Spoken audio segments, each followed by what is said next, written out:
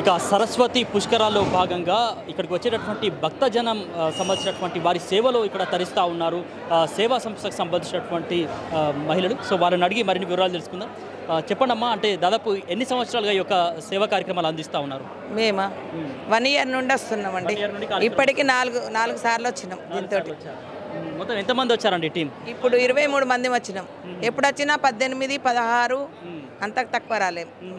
గంగా హారతికి వచ్చినాం, మామూలుగా సేవకు వచ్చినాం. ఇప్పుడు సో ఎట్లా అనిపిస్తుంది అంటే సాధారణంగా రావడం మీరు ఇప్పుడు 12 సంవత్సరాల తర్వాత వస్తున్నటువంటి సరస్వతి పుష్కరాల సందర్భంగా రావడం ఎట్లా అనిపిస్తుంది? ఇన్ని రోజులుగా సేవలు చాలా మంచిగా అనిపిస్తుంది అండి.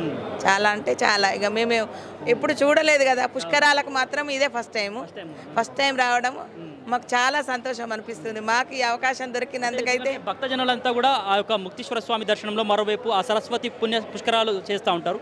వారి సేవలు మీరు తరలిస్తున్నారు, ఎట్లా అనిపిస్తుంది? బాగా సంతోషం అనిపిస్తుంది. ఇంత జనం రావడము, మళ్ళా స్వామిని దర్శనం చేసుకోవడము. ఇక్కడ స్వామి బాగా విశిష్టమైన స్వామి. 2 జోడు లింగాలు ఉంటాయి కాబట్టి సరస్వతి పుష్కరాలు చాలా విశిష్టమైనది. ఇక్కడ 3 నదులు కలుస్తాయి. చాలా మంచిగా ఉంటుంది. ఇక్కడ ఎవరు వచ్చినా కానీ వారికి ఏదో ఒకటి సంతోషమే జరుగుతుంది, కానీ ఏం బాధలు అయితే ఉండవండి. సో ఎటువంటి సేవలు అందిస్తున్నారండి ఇక్కడ ఈ పుష్కరాల భాగంగా? ఇక్కడ నా లడ్డు సేవలు అందించినాము, టెంపుల్ సేవలు అందించినాము. గంగా హారతి అంటే అక్కడికి వెళ్ళి హారతి ఇచ్చి అక్కడి నుండి సప్పుడుతోటి మళ్ళీ ఇక్కడికి వచ్చేదాకా గంగా హారతి చేసినాము. ఇక బయట ఇట్లా మందిని జరపడము అవన్నీ చేసామండి. అన్నదానం కూడా సేవ చేసాం. అన్నదానంలో కూడా చేసాం.